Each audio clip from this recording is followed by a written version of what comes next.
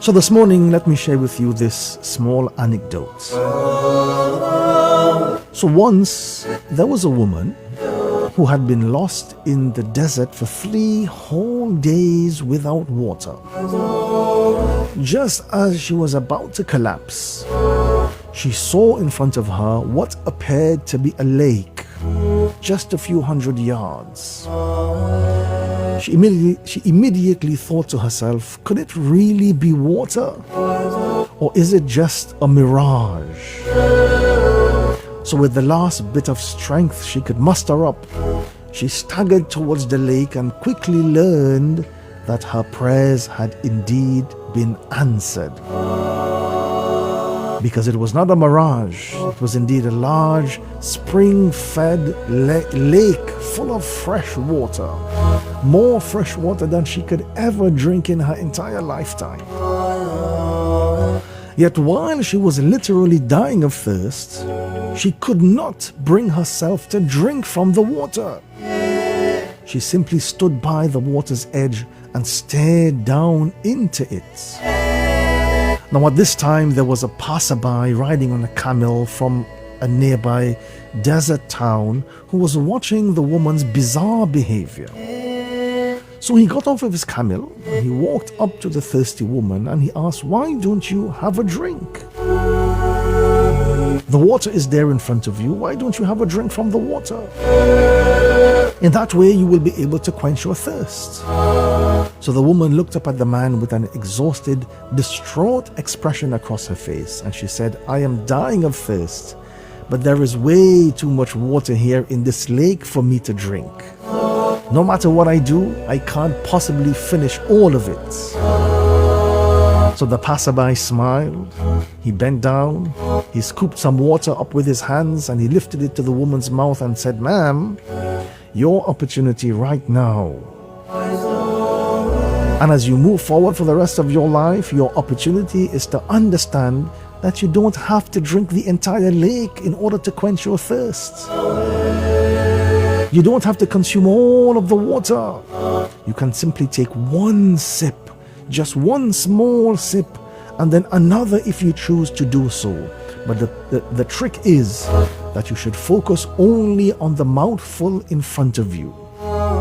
And if you can do that, all of your anxiety, all of your fears about the rest will gradually fade away. So the challenge for you this morning is that throughout the day, focus solely on the sip or the task or that step that you are actually taking. You don't have to focus on the entire task in front of you. And honestly speaking, that's all there is to life. Small, positive actions that you take step by step, moment by moment, and then one day when you look back, it all adds up to something worthwhile, something that's often far better and far different than what you had imagined when you initially started. So the key is to take small, positive, consistent steps. Not huge transformations overnight, not dramatic overnight success, not a perfect routine you can maintain for 1 week and then quit. Instead, we are talking about those small actions, things you can do even when you don't feel motivated, repeated faithfully, consistently enough that your life begins to change almost without you even noticing it. Because the truth is, life doesn't usually change in one giant moment.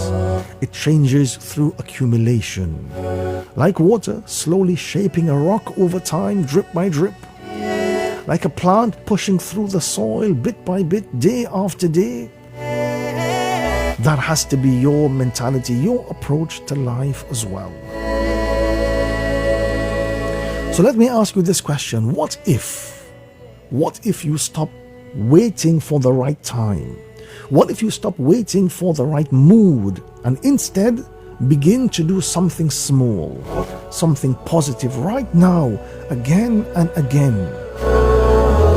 Most people think that change requires motivation, but motivation sometimes can be unreliable. Motivation is like the weather. Sometimes it's sunny, sometimes it's cloudy.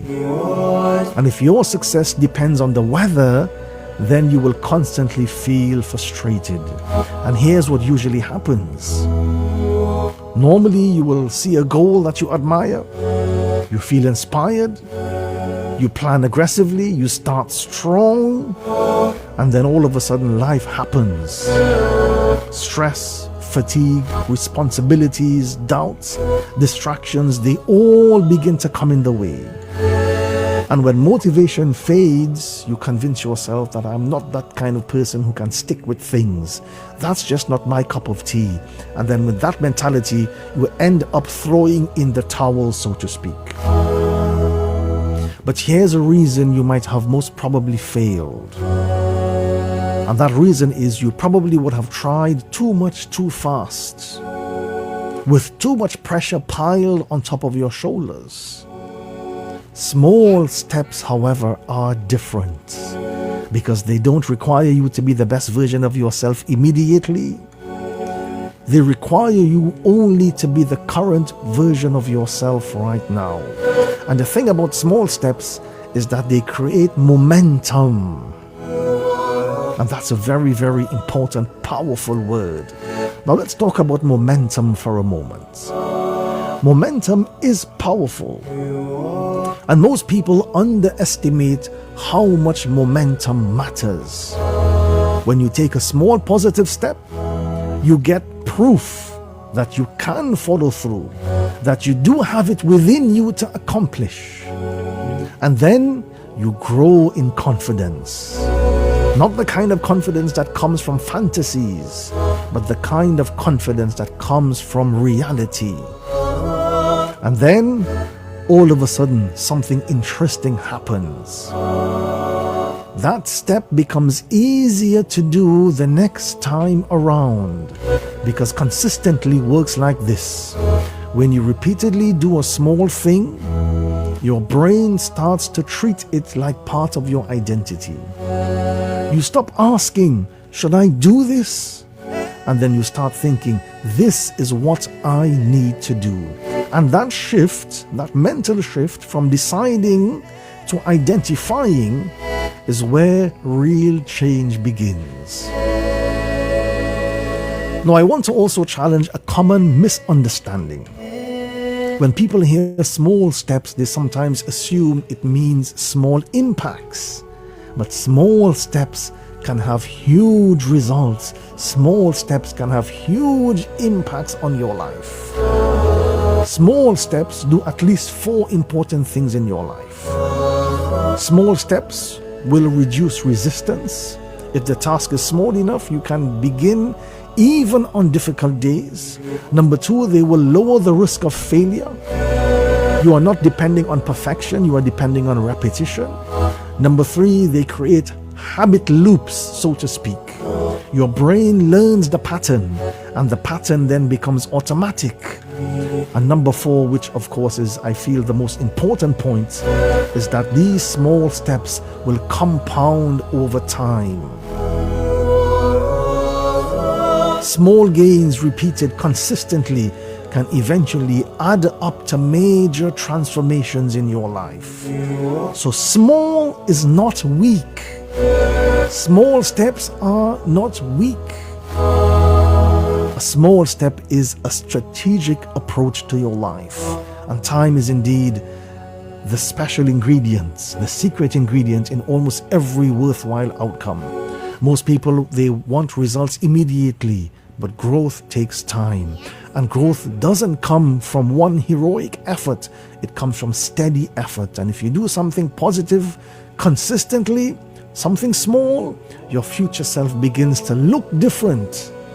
Think of it like this. Every day you are making a deposit. Even if the deposit feels tiny, even if you don't see the balance in front of you yet, but rest assured, the account is growing. And one day you wake up and you realize that I have automatically become someone I used to envy. Now the next question is, how do you stay consistent? Well, consistency doesn't usually come from extreme willpower. It comes from systems.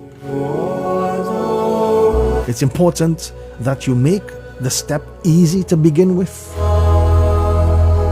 You lower the step on bad days and you repeat that step again and again.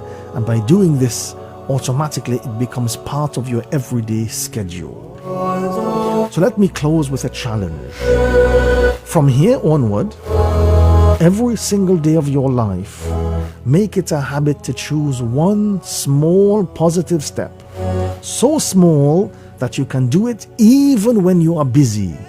And then commit to doing it consistently. And if you want a guiding rule, use this. Do it so small that you can't justify not doing it. Because once you prove to yourself that you can follow through, once you build belief, belief leads to action, and action then leads to change.